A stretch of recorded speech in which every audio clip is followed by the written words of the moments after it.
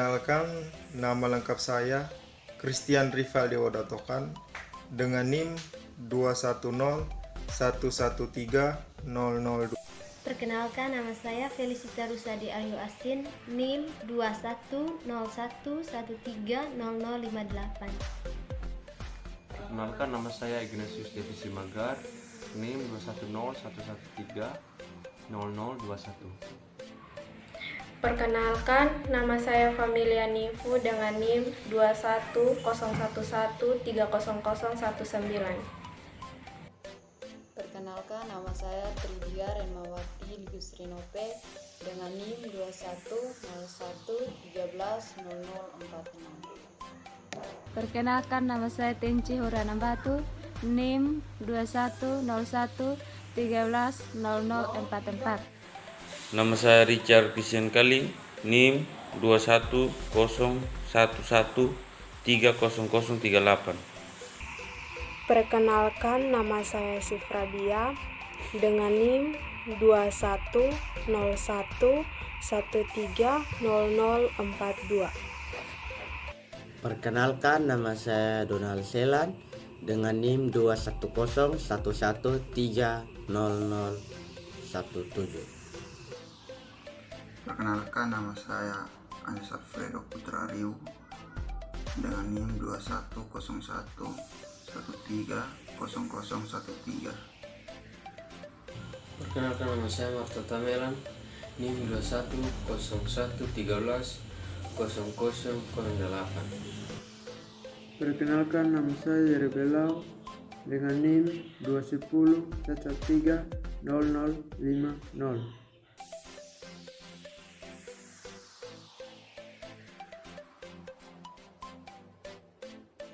Baik teman-teman, di sini kami akan menjelaskan materi tentang elektromagnetik. Penjelasan yang pertama, hukum Faraday tentang induksi elektromagnetik. Hukum Faraday dalam teori induksi elektromagnetik adalah mengubah medan magnet untuk menghasilkan medan listrik.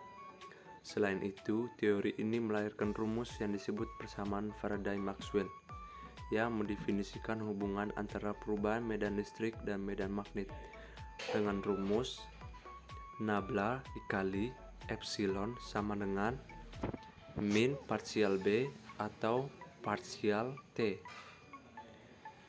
Induksi elektromagnetik adalah fenomena timbulnya arus listrik karena adanya perubahan flux magnetik. Flux magnetik merupakan banyaknya garis gaya magnet yang menembus suatu bidang. Di tahun 1821 lah, Michael Faraday menemukan bahwa perubahan medan magnet rupanya mampu menimbulkan arus listrik. Dalam percobaan Faraday atau sering dikenal dengan istilah eksperimen Faraday ini, Michael Faraday mengambil sebuah magnet dan sebuah kumparan yang terhubungkan ke galvanometer. Pada awalnya, magnet diletakkan agak berjauhan dengan kumparan sehingga tidak ada defleksi dari galvanometer. Jarum pada galvanometer tetap menunjukkan angka 0. Ketika magnet bergerak masuk ke dalam kumparan, jarum pada galvanometer juga bergerak menyimpang ke satu arah tertentu atau ke kanan. Pada saat magnet didiamkan pada posisi tersebut, jarum pada galvanometer bergerak kembali ke posisi 0. Namun, ketika magnet digerakkan atau ditarik menjauhi kumparan, terjadi defleksi pada galvanometer. Jarum pada galvanometer bergerak menyimpang berlawanan dengan arah sebelumnya atau ke kiri. Pada saat magnet didiamkan lagi, jarum pada galvanometer kembali ke posisi 0. Demikian juga apabila yang bergerak adalah kumparan, tetapi magnet pada posisi tetap, galvanometer akan menunjukkan defleksi dengan cara yang sama. Dengan percobaan Faraday tersebut, juga ditemukan bahwa semakin cepat perubahan medan magnet, semakin besar pula gaya gerak listrik yang diinduksi oleh kumparan tersebut. Bunyi hukum Faraday. Dalam bunyi hukum Faraday ini ada dua hukum. Yang pertama, hukum induksi elektromagnetik Faraday 1. Setiap perubahan medan magnet pada kumparan akan menyebabkan gaya gerak listrik atau GGL yang diinduksi oleh kumparan tersebut. Yang berikut hukum induksi elektromagnetik Faraday yang kedua. Tegangan GGL induksi dalam rangkaian tertutup adalah sebanding dengan kecepatan perubahan flux terhadap waktu. Namun, ada juga yang menggabungkan kedua hukum Faraday tersebut menjadi satu pernyataan, yaitu setiap perubahan medan magnet pada kumparan akan menyebabkan gaya gerak listrik atau GGL induksi yang sebanding dengan laju perubahan flux. Baik, berikutnya saya akan berikan kepada teman saya Valdi Tokan untuk melanjutkan materi. Hukum Faraday tersebut dapat dinyatakan dengan rumus di bawah ini. E sama dengan min N kali dalam kurung delta Pi per delta T. Keterangannya, E sama dengan GGL induksi, satuannya volt. N sama dengan jumlah lilitan kumparan. Delta Pi sama dengan perubahan flux magnetik, satuan Weber. Delta T sama dengan selang waktu, satuannya sekon. Tanda negatif menandakan arah gaya gerak listrik induksi. Contoh kasus hukum Faraday. Sebuah kumparan terdiri dari 50 lilitan. Flux magnet dalam kumparan berubah sebesar 50 kali 10 kurang 3 Weber dalam selang waktu 10 milidetik. Hitunglah gaya gerak listrik atau GGL induksi pada kumparan tersebut. Penyelesaiannya diketahui jumlah lilitan atau N sama dengan 50. Selang waktu atau delta T sama dengan 10 milidetik sama dengan 10 kali 10 kurang 3 sekon. Delta Pi sama dengan 5 kali 10 kurang 3 Weber. Ditanya GGL induksi. Jawaban E sama dengan min E kali dalam kurung delta Pi per delta T. E sama dengan min 50 kali dalam kurung 5 kali 10 kurang 3 Weber per 10 kali 10 kurang 3. E sama dengan min 50 kali 0,5, di mana 0,5 itu hasil dari 5 kali 10 kurang 3 Weber per 10 kali 10 kurang 3. Dan gaya gerak listrik induksi memiliki nilai min 25 volt, hasil dari min 50 kali 0,5. Jadi gaya gerak listrik induksi adalah min 25 volt.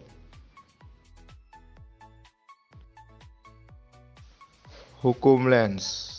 Hukum Lenz sendiri adalah suatu hukum yang menerangkan bahwa GGL, gaya gerak listrik, yang akan muncul pada suatu rangkaian, maka arah dari arus induksi yang mencoba menantang arah perubahan dari medan magnet tersebut.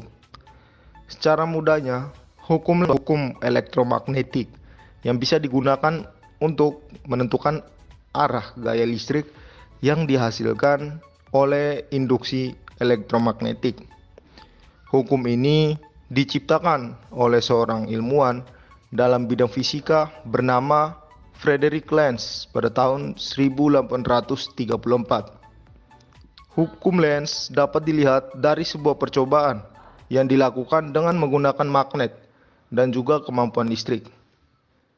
Akan tetapi, jika medan magnet itu didekatkan dengan sebuah kumparan, maka akan terjadi proses perubahan flux magnetik. Untuk arah induksi pada suatu perubahan magnetik akan selalu di dalam keadaan flux yang konstan. Berdasarkan contoh gambar yang saya berikan di atas, maka bisa diambil kesimpulan berupa yang pertama, arah V merupakan arah dari sebab perubahan. Yang kedua, arah gaya Lorentz FL akan tetap berlawanan dari arah V. Yang ketiga, penggunaan aturan oleh tangan kanan akan diperoleh dari arah I dari P ke Q. Rumus hukum Lenz. Keterangan E sama dengan gagal induksi, B sama dengan medan magnet, I sama dengan panjang kawat, V sama dengan kecepatan gerak, atau bisa disingkat E sama dengan B kali IV. Flux magnet. Flux magnet ini didefinisikan sebagai sebuah perkalian antara dua, yaitu medan magnet dengan dilengkapi luas bidang A yang terletak tepat tegak lurus dengan induksi dari arah magnetnya. Maka rumus flux ini ialah sebagai berikut. Pada umumnya untuk bentuk dari induksi pada magnet B tidak akan selalu berdiri tegak lurus pada sebuah bidang. Bisa untuk membentuk sudut tertentu juga. Misal ada sebuah induksi dengan dilengkapi medan magnet yang telah membentuk sudut yang tetap dengan garis yang normal, dan besarnya flux magnet yang akan dihasilkan ialah seperti berikut. Pernyataan hukum Lenz. Jika GGL induksi timbul kepada suatu rangkaian, maka arah dari induksi yang dihasilkan akan sedemikian rupa dan menimbulkan medan magnetik dari induksi yang menantang perubahan oleh medan magnetik atau arus induksi yang berusaha mempertahankan flux magnetik dan totalnya konstan. Berikut beberapa gambar. Secara singkatnya, bunyi hukum Lenz bisa diringkas menjadi gaya gerak listrik induksi akan selalu membangkitkan arus yang medan magnetnya berlawanan dengan asal perubahan flux. Untuk lebih memudahkan pemahaman Anda tentang hukum Lenz, coba perhatikan lagi contoh gambar yang saya berikan di atas. Ketika terjadi kedudukan magnet dan juga kumparan diam, maka tidak akan terjadi perubahan flux magnet di dalam kumparan. Akan tetapi, ketika di sebelah kutub utara magnet akan dipergunakan mendekati kumparan, maka otomatis akan muncul perubahan dari flux magnetik. Jadi kesimpulannya adalah pada benda kumparan akan muncul flux magnetik yang menentang dari proses pertambahan flux magnetik yang akan menembus kumparan. Oleh karena itu, maka arah flux induksi haruslah selalu berlawanan dengan flux magnetik. Dengan demikian, maka flux total yang ada di dalam dilingkupi kumparan selalu konstan. Baik, yang berikut percobaan hukum Lenz. Kita lihat gambar di bawah ini. Jika magnet akan digerakkan mendekati benda kumparan, maka kemana arah arus listrik yang tepat terjadi khusus pada hambatan? Karena magnet digerakkan untuk mendekati kumparan, maka pada kumparan akan muncul atau timbul GGL induksi yang akan menyebabkan timbulnya arah arus induksi pada kumparan, sehingga akan menyebabkan timbulnya medan magnet yang menentang dari medan magnet yang tetap. Maka arah arus di dalam kumparan atau hambatan dari B ke A seperti di dalam pernyataan pada hukum Lenz tersebut. Contoh soal hukum Lenz. Sebuah kumparan yang memiliki jumlah lilitan 100 dengan waktu 0,01 detik bisa menimbulkan perubahan flux magnet yang sebesar 10⁻⁴ Wb. Berapa gaya gerak listrik induksi yang akan timbul pada ujung-ujung kumparan tersebut? Diketahui N sama dengan 100 lilitan, delta Pi per delta waktu sama dengan 100 kurang 4 Wb per 0,01 sekon sama dengan 100 kurang 2 Wb per sekon.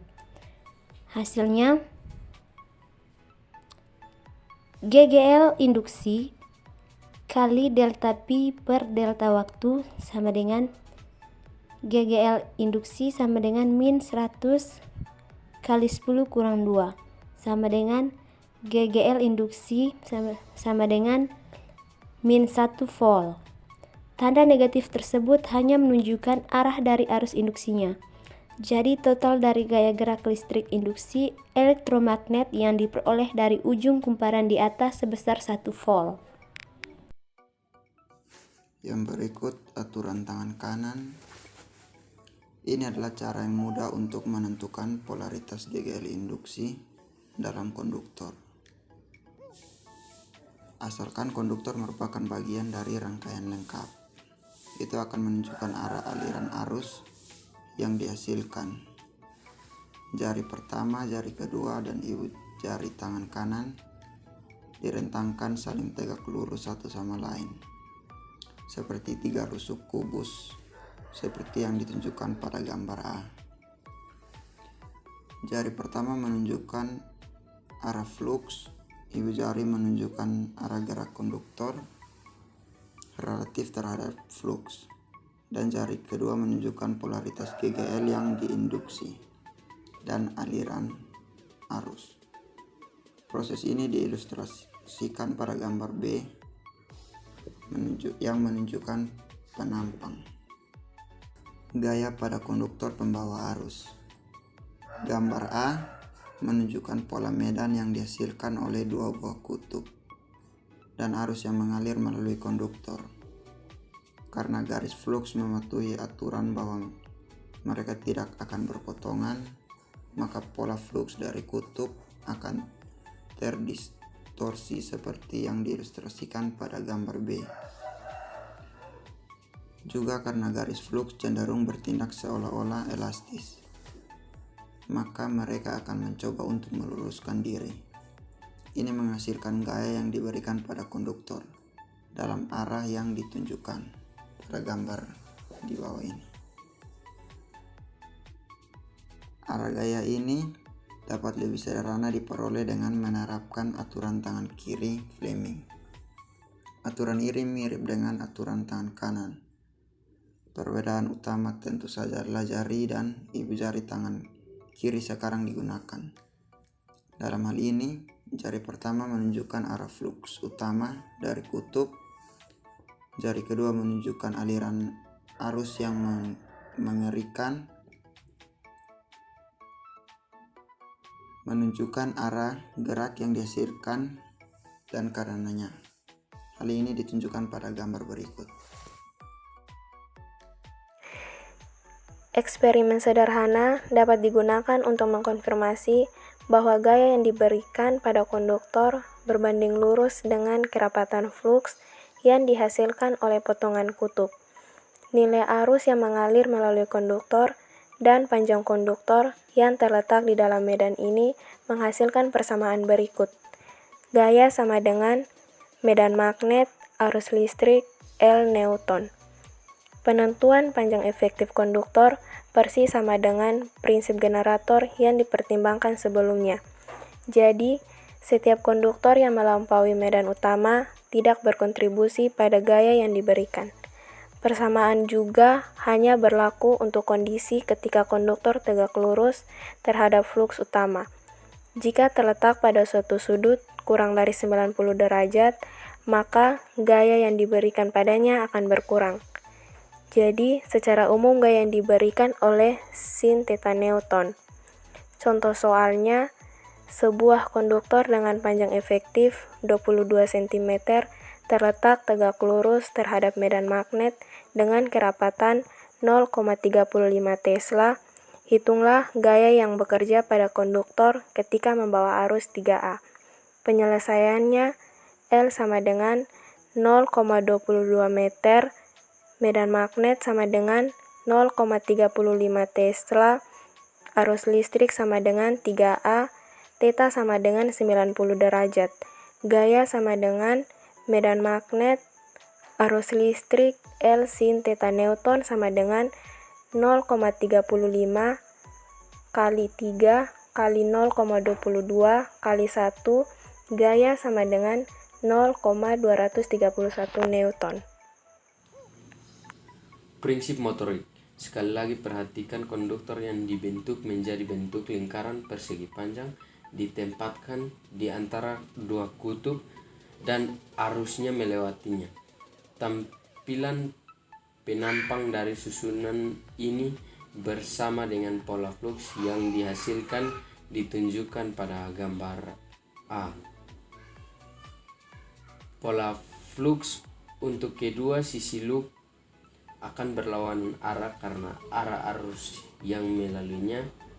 Hasilnya adalah bahwa fluks utama dari kutub dipelintir seperti yang ditunjukkan pada gambar B. Ini menghasilkan gaya pada kedua sisi loop dalam arah yang berlawanan. Dengan demikian akan ada momen putar yang diberikan pada loop dalam arah berlawanan arah jarum jam. Jarak dari poros atau titik poros adalah R meter, sehingga torsi yang diberikan pada setiap sisi loop diberikan oleh, kita bisa lihat contoh gambarnya ada di slide. Jadi torsi di setiap sisi BIR karena torsi pada setiap sisi memberikan efek putaran berlawanan arah jarum jam, maka torsi total yang diberikan pada loop adalah BILR Newton meter. Contoh soal kumparan loop satu putaran persegi panjang 1,5 cm kali 0,6 cm dipasang di antara dua kutub yang menghasilkan kerapatan lux 1,2 torsi. Sedemikian rupa sehingga sisi kumparan yang lebih panjang sejajar dengan permukaan kutub. Pertanyaannya, tentukan torsi yang diberikan pada kumparan ketika arus 10 mA melewatinya. Penyelesaiannya L sama dengan 0,015 meter, B sama dengan 1,2 torsi, I sama dengan 10⁻², ampere. R sama dengan 0,006 per 2 sama dengan 0,003 meter. Torsi sama dengan 2 BILR Newton meter sama dengan 2 kali 1,2 kali 10⁻² kali 0,015 kali 0,003. Torsi sama dengan 1,08 Newton meter. Dari contoh soal di atas dapat dilihat bahwa putaran-putaran tunggal menghasilkan torsi yang sangat kecil. Diakui bahwa dimensi kumparan yang ditentukan dan arus yang mengalir melaluinya juga kecil. Namun bahkan jika dimensi kumparan dinaikkan 10 kali lipat dan arus meningkat 1000 kali lipat atau menjadi 10 ampere, torsi tetap hanya 0,108 Newton meter yang sangat kecil. Solusi praktis untuk masalah ini adalah dengan menggunakan kumpuran multiputar seperti yang diilustrasikan pada gambar 5.16. Jika kumpuran sekarang memiliki N lilitan, maka masing-masing sisi memiliki panjang efektif Nx dalam kurung. Torsi yang dihasilkan akan ditingkatkan dengan faktor yang sama. Jadi, untuk kumpuran nilai multiputar, torsi diberikan T sama dengan 2 NBILR Newton meter. Suku 2 dalam kurung R dalam ekspresi di atas sama dengan luas yang dilingkupi oleh dimensi kumpuran. Jadi ini adalah A efektif dari medan yang mempengaruhi kumpuran. Jadi 2 ERA meter dan persamaan di atas ditulis TBA NI Newton meter. Prinsip menggunakan kumpuran pembawa arus multiputar dalam medan magnet, oleh karena itu digunakan untuk motor listrik putar. Namun prinsip yang sama berlaku untuk pengoperasian instrumen analog yang dikenal sebagai meter kumpulan bergerak. Contoh klasik dari instrumen semacam ini adalah avometer. Contoh soal, kumpulan meteran, kumpulan bergerak terdiri dari 80 lilitan kawat yang dililit pada bekas dengan panjang 2 cm dan jari-jari 1,2 cm. Ketika arus 45 A dilewatkan melalui kumpulan, gerakan berhenti ketika pegas mengarahkan torsi pemulihan sebesar 1,4 Nm. Hitung kerapatan fluks yang dihasilkan oleh potongan tiang. Penyelesaian: N sama dengan 80, L sama dengan 0,02 meter, R sama dengan 0,012 meter, I sama dengan 40 kali 10 minus pangkat 6, T sama dengan 1,4 kali 10 minus 6 Nm. Gerakan meter berhenti ketika torsi defleksi yang diberikan pada kumpulan diseimbangkan oleh torsi pemulihan pegas.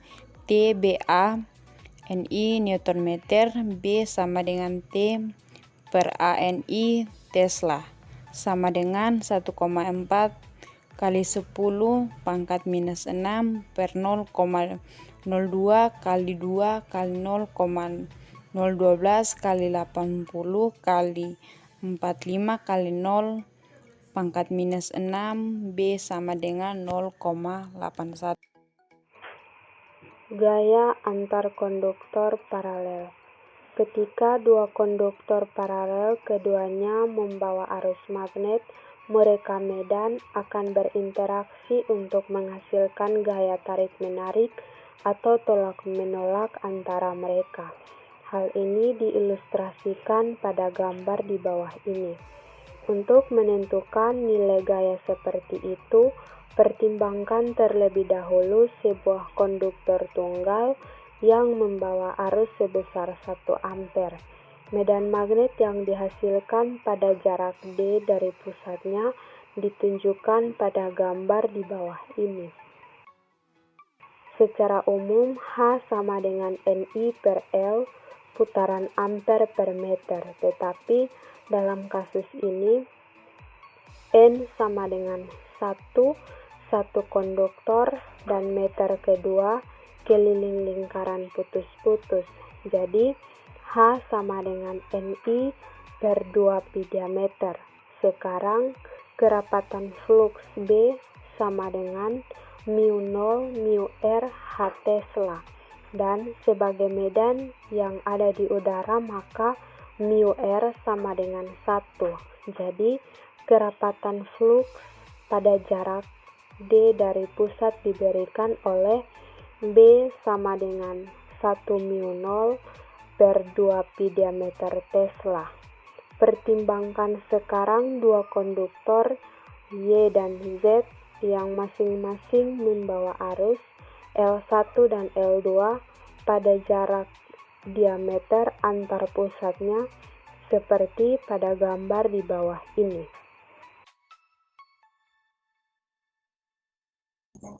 Dengan menggunakan persamaan 1, kita dapat mengatakan bahwa rapat fluks yang bekerja pada set akibat arus 1 yang mengalir di Y adalah B1 sama dengan I1 mu O per 2 pi D Tesla. Dan gaya yang bekerja pada Z sama dengan B1 L2 I2L Newton atau B1 L2 Newton per meter panjang set. Jadi gaya panjang meter yang bekerja pada set sama dengan mu0 L1 L2 I1 I2 sama dengan per 2 pi D Newton sama dengan 4 pi kali 10 pangkat minus 7 kali I1 I2 per 2 pi D. Jadi gaya panjang meter yang bekerja pada set sama dengan 2 kali 10 pangkat min 7 kali L1 L2 per D Newton. Sekarang arus satu yang mengalir di Z juga menghasilkan medan magnet yang akan memberikan gaya pada Y dengan menggunakan alasan yang sama seperti di atas. Dapat ditunjukkan bahwa gaya panjang per meter yang bekerja pada Y sama dengan 2x 10 pangkat min 7 per D L1 L2 Newton. Jadi jika I1 per I2 sama dengan 1A dan D sama dengan 1M, maka gaya yang bekerja pada masing-masing pengantar sama dengan 2 kali 10 pangkat min 7 Newton. Contoh soal, dua konduktor paralel panjang beranjak 35 mm di antara pusat-pusatnya. Hitung gaya yang bekerja di antara mereka ketika arus yang dibawa masing-masing adalah 50A dan 40A. Penyelesaian D sama dengan 0,035 M, I1 sama dengan 50A, I2 sama dengan 40A, B sama dengan I0 I1 per D Tesla sama dengan 4pi kali 10 pangkat minus 7 kali 100 per 2. B sama dengan 0,628 mt. F sama dengan 2 kali 10 per pangkat min 7 I1 I2 per D Newton sama dengan 2 kali 10 pangkat negatif 7 kali 300 kali 100. F sama dengan 30 mN. Pengukuran kumparan bergerak. Sebagian besar instrumen analog dalam kurung penunjuk pada skala mengandalkan 3 faktor untuk mengoperasikan torsi defleksi, torsi pemulihan, dan torsi redaman. Membelokkan torsi pada dasarnya. Meteran kumparan bergerak adalah alat pengukur arus yang akan diukur dilewatkan melalui kumparan multiputaran yang tergantung di kutub magnet permanen. Kumparan terbuat dari kawat tembaga halus yang dililitkan pada bekas aluminium ringan. Jadi efek motor yang dijelaskan dalam bagian prinsip motorik digunakan karena kawat berdiameter kecil dan bekas aluminium juga sangat ringan, maka rakitan ini memiliki inersia yang sangat kecil. Ini adalah persyaratan penting untuk memastikan bahwa instrumen cukup sensitif. Ini berarti bahwa ia dapat merespon torsi defleksi yang sangat kecil, di mana torsi yang diberikan pada sebuah kumparan kecil dengan arus 10 ampere ditemukan hanya 1,08 Nm. Untuk meningkatkan sensitivitas lebih lanjut, gesekan proses kumparan arus diminimalkan. Hal ini dicapai dengan penggunaan bantalan permata seperti yang ditunjukkan pada gambar di bawah ini. Ketika arus dilewatkan melalui kumparan, itu akan berputar di bawah pengaruh torsi pembelok. Namun, jika posisi awal kumparan seperti yang ditunjukkan pada gambar di bawah ini, maka akhirnya akan menetapkan di posisi vertikal, terlepas dari nilai arus yang sebenarnya. Alasannya adalah bahwa jarak tegak lurus efektif dari titik pivot berkurang menjadi 0 pada posisi ini. Cara lain untuk menjelaskan hal ini adalah dengan mempertimbangkan gaya yang bekerja pada setiap sisi kumparan. Ini akan selalu bertindak pada sudut kanan ke flux utama. Jadi, ketika kumparan mencapai posisi vertikal, gaya-gaya ini tidak lagi menghasilkan efek belok. Ini berarti bahwa instrumen hanya mampu menunjukkan adanya arus tetapi aktual nilai. Oleh karena itu, torsi pembelok yang tergantung pada nilai arus kumparan perlu diimbangi dengan torsi lain. Memulihkan torsi ini adalah torsi penyeimbang yang disebutkan di atas.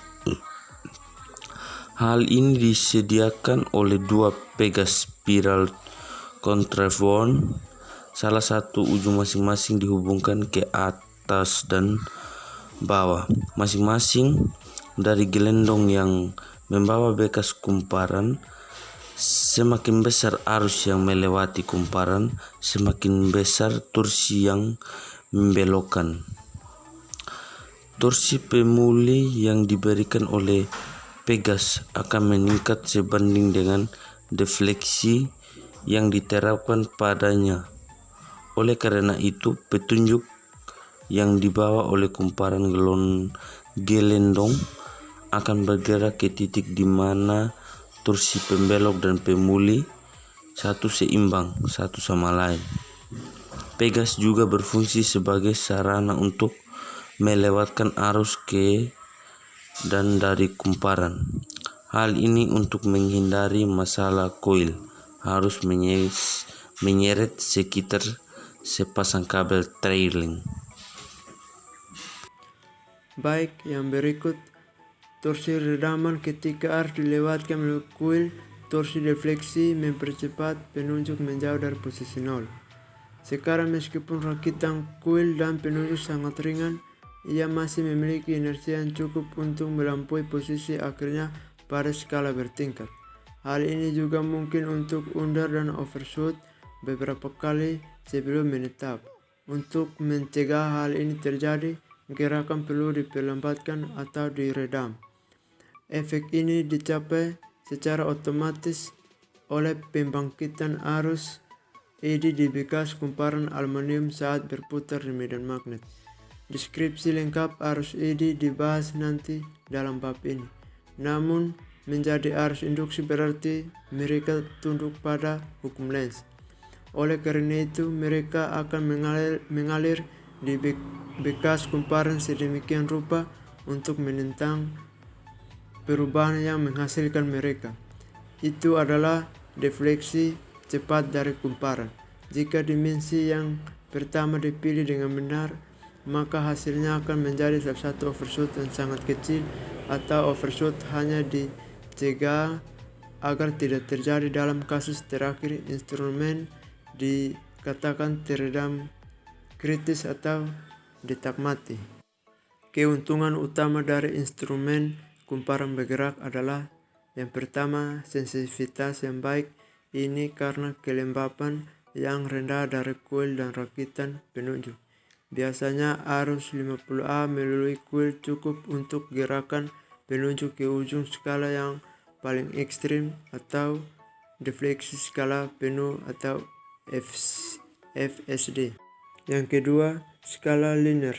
Dari persamaan 5.7 diketahui bahwa T sama dengan ban. Untuk instrumen tertentu B titik A, dan N adalah nilai tetap, jadi T titik I. Jadi torsi pembelokan berbanding lurus dengan arus kumparan. Berikut kerugian utama dalam kenyataan bahwa gerakan meteran dasar yang dijelaskan sejauh ini hanya dapat digunakan untuk DT pengukuran. Jika AC diterapkan pada kumparan, penunjuk akan mencoba membelokkan arah yang berlawanan secara bergantian. Jadi jika hanya frekuensi sedang mencoba membelokkan arah yang berlawanan secara bergantian, jadi jika hanya frekuensi sedang seperti 50 Hz yang diterapkan, penunjukan tidak dapat merespon dengan cukup cepat. Dalam hal ini, hanya getaran untuk yang sangat kecil sekitar posisi 0 yang dapat diamati susunan lengkap untuk meteran kumparan bergerak ilustrasikan pada gambar 5.23. Kita bisa lihat di bawah ini. Instrumen dasar yang dijelaskan sejauh ini hanya mampu mengukur arus kecil, arus hingga 50 mikroampere biasanya. Ini jelas sangat membatasi kegunaannya. Angka 50 ampere mikro yang dikutip adalah nilai arus defleksi skala penuh koil. Untuk mengukur sebuah avometer, seperti yang Anda ketahui sekarang, meteran ini sebenarnya mampu mengukur hingga 10 ampere. Dengan menggunakan saklar rentang arus, ini dicapai melalui apa yang dikenal sebagai shunt. Demikian pula, meteran jenis ini juga mampu mengukur rentang tegangan. Ini dicapai melalui pengganda. Baik shunt maupun multiplier digabungkan ke dalam instrumen saat dirakit. Berikutnya, shunt. Shunt adalah perangkat yang terhubung secara paralel dengan kumparan bergerak meteran. Untuk memperluas jangkauan pembacaan instrumen saat ini terdiri dari elemen resistansi yang sangat rendah, sering dibuat dari potongan kecil tembaga atau aluminium. Dihubungkan secara paralel dengan koil, itu membentuk jalur alternatif untuk aliran arus. Oleh karena itu, dapat mengalihkan arus yang berlebihan dari koil itu sendiri. Dalam hal ini, arus berlebih berarti arus yang melebihi yang diperlukan untuk menghasilkan defleksi penunjuk skala penuh. Yang terakhir ini dikenal sebagai arus defleksi skala penuh yang biasanya disingkat IFSD. Aplikasi untuk shunt paling baik diilustrasikan dengan contoh yang berhasil. Contoh soal, sebuah meteran kumparan bergerak memiliki hambatan kumparan 4092 dan membutuhkan arus 0,5 mA untuk menghasilkan FSD. Tentukan nilai shunt yang diperlukan untuk memperpanjang jangkauan pembaca arus hingga 3 ampere. Penyelesaian, sebuah sketsa dari sirkuit yang sesuai harus dibuat, dan diagram seperti itu adalah ditunjukkan pada gambar di bawah ini. RC sama dengan 40 ohmega, IFSD sama dengan 5 kali 10 pangkat min 4 ampere, I sama dengan 3 ampere, VC sama dengan IFSD, RC volt sama dengan 5 kali 10 pangkat min 4 kali 40, VC sama dengan 0,02 volt. IS sama dengan I kurang IFSD ampere sama dengan 3 kurang dalam kurung 5 kali 10 pangkat min 4. IS sama dengan 2,995 ampere. RS sama dengan VC per IS ohm sama dengan 0,02 per 2,995. Jadi RS sama dengan 6,67 miliohmega. Yang berikut pengganda. Dari contoh kerja sebelumnya dapat dilihat bahwa PD melintasi kumparan VC. Ketika IFSD mengalir melalui itu hanya 20 M. Oleh karena itu, ini adalah tegangan maksimum yang dapat diterapkan pada koil. Ini juga mewakili pengukuran tegangan maksimum yang dapat dilakukan.